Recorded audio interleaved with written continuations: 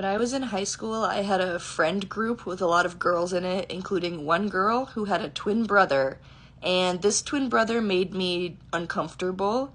Not so much that it was a problem at first, just like he sort of stared. He made me feel weird. And I didn't mention anything about it because it was her brother, whatever.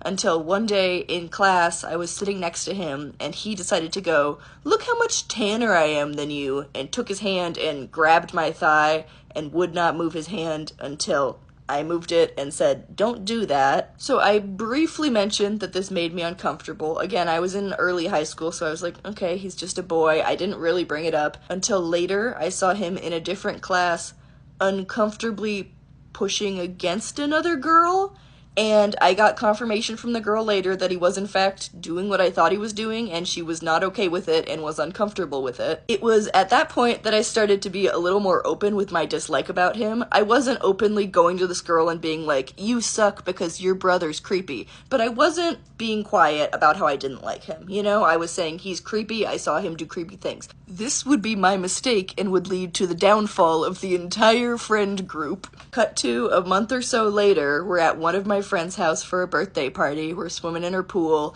The day reaches its end, and everyone's kind of like, okay, I don't know that we're gonna do anything else. We'll text if we end up wanting to do something else, but we're all gonna go home.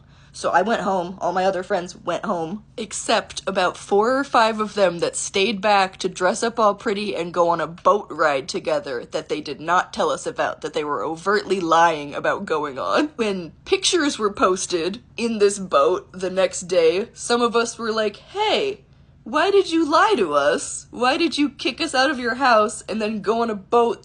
You know, why'd you do that?